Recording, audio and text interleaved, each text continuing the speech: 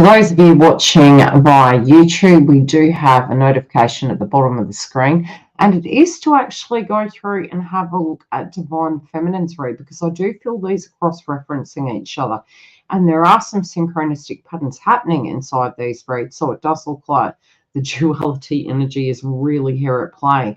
Now, we do have Divine Masculine this week going through a significant shift, and there's a lot of revelations that there is a feeling instinctually that there is a lack of balance between the connection, but also within their life. And they can be quite self-critical, really, of what they need to do. And, you know, the good thing is when we are aware of what the imbalance is, we're not blind to it. So it does mean, A, we're acknowledging it's a problem, and B, we are acknowledging our dissatisfaction with such. So this in Divine Masculine's read is something directly that they are having revelations about.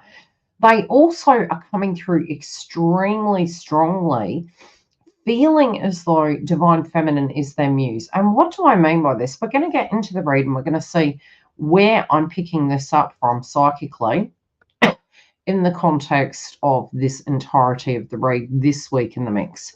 Now, we do see Divine Masculine looking to the past and realizing some patterns. It could be the shadow aspects of themselves within their own emotions.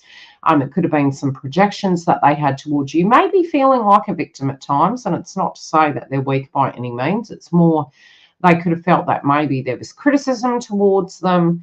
They were being picked on, or they couldn't make the cut, whatever that was.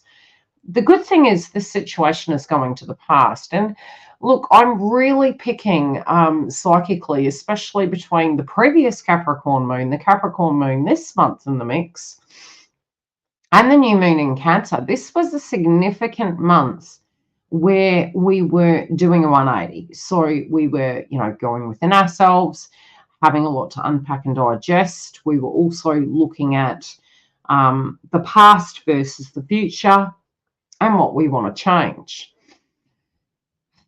I do see this as a positive situation. I do see this past position as something positive because it is going to the past. Sometimes we can have dark night of the soul. We definitely have had a lot of changes that this individual has undergone. We do see the 5 here.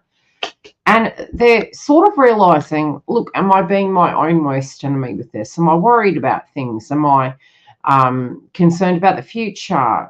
Whatever these blockages are, it's almost having a revelation, like the crowning energy. Okay, I do have at hand the wisdom of what is not in balance. When we work out what we don't want, we work out what we do want. So this, again, is a very positive element coming through in Divine Masculine's read. We also have the inner child here in reverse. Now, yes, there were unresolved feelings. This month did serve a purpose to aid in that circumstance, to aid in the feelings of going back into our child-like energy, our inner child, to feel to create healthy boundaries, to be really investing in what we feel pleasure in. And pleasure isn't just the intimacy factor, which, interestingly enough, if you have an overview of the entirety of the read, the outcome card, which we will get into in a minute, is to do with sexuality and intimacy, but it's in reverse. That's not a bad thing. So, realizing what is out of balance, realizing what needs to come into balance, having the acknowledgement of such. The inner child is in reverse, which can mean that this person is still working through those things. It can be insecurities, taking things personal, creating healthy boundaries, giving their power away, maybe to karmic situations. We can call it a sluggish chakra. And I may pull some chakra cards for Divine Masculine in the mix this week. We can also balance ours on Divine Feminine side if you're a cross-watcher. And that will inevitably balance their side of the fence and trigger such occurring. Regardless, I do see this happening, even on their side of the fence. There's the, okay, we acknowledge that we can have some demons maybe, but now we need to do something about it. So again, I do see this to be positive. Now, I do feel that these individuals were having some deep revelations this month about the fact that they were quite traditional. Now, we could probably scoff at that and laugh, but to a degree with karmics, maybe at points in their journey they were involved with, especially, again, to do with their childhood. We see a parent energy here and unconditional love. This can be both positive and negative. What do I mean by that? Sometimes we do say to ourselves, if I have had the most perfect life, everything would have gone according to plan, and that's just not true. The other thing is, when we are in a karmic relationship, sometimes we can do it for tradition reasons. We can do it, and it doesn't mean to say it's working functional. It's a bit like having a business, continuing to kid yourself that it's okay, even though it could be falling down, and saying, but this is what you do. This, and change needs to occur. Now that can be within the connection, it can be within the dynamic, within the understandings, and it is for the betterment and the sturdiness, Capricorn, we did have the moon in Capricorn, of the direct foundation and responsibility. I'm also hearing the term it takes two to tango. For some of you, it could be that you have children or they have children. For some of you, it could be that you have joint children. There also is this, I'm seeing almost an image, especially with the two females on this card. There is a comparison that they are making, and they are realizing you are very, very nurturing, both towards themselves, any insecurities. You have constantly tried to pick this person up and bring them to a safe space and ground them and make them comfortable. And you've also found yourself inside of this. You might have had some stumbling blocks. You might have had some ascensions and descensions, so to speak. That's sort of how I describe it, ups and downs. But they're realizing that, you do need to know who you are before you have a relationship. And it doesn't mean to say we do it that way. A lot of times we can find ourselves inside of relationships, and we do see this card of selfhood, and it's 8. It's, my grandmother said this to me years ago, very, very wise woman, and my father was very similar to her, and they were very much to the point where when they would give some information or advice, it was metaphors. And so it was a little bit like a tarot reading or a psychic reading. You get the messages and it's going to really fit, and you're going to take the message when sometimes you're spiritually wise enough to receive it. The 8 is all to do with those scorpionic energies. It's, Pluto, it's Scorpio, it's the things you can depend on. It can be tax, debt, legacies, inheritances. It can be the other person's money. It can be to do with sexuality and how we bind in with that person. What we're actually getting out of it. Is there a give and take? But when we learn these pivotal lessons through connections in our life, through life experiences, this is where we come to a place of selfhood. And we are this month has been a lot to do with reintroducing ourselves to the new version of who we are. Not who we were conditioned to be, but rather who we actually are today.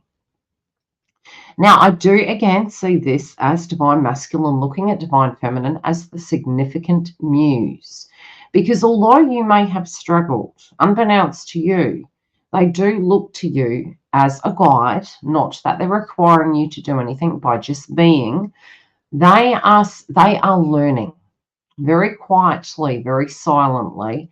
They are learning, and you may not even realize the profound lessons you have learned through your path and how it is distinctly, and it can be from the 5D, it can be from the psychic joint energy, it can be through you both communicating with each other throughout the years, on and off.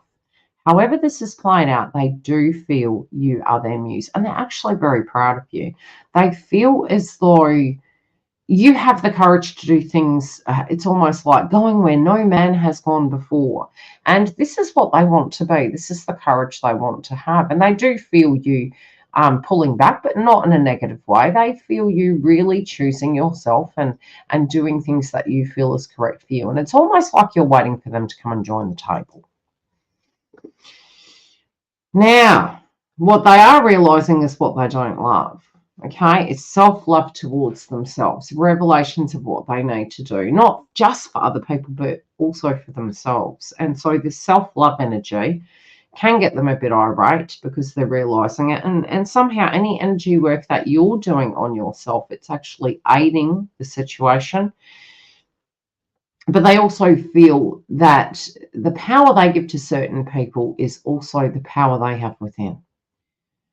They are becoming very aware of any obstructions that they have, and they're getting quite tired of interferences, manipulators, and toxic individuals in their life. We do have the goddess of magic, and they do feel very chemically charged when it comes to you, very attracted to you. They are having to admit their vulnerability, and I just looked up and I saw 1111. They're having to admit their vulnerability when they're away from you. They also have to admit their vulnerability with you. They're also stating, especially with the outcome card, that this is far more than intimacy.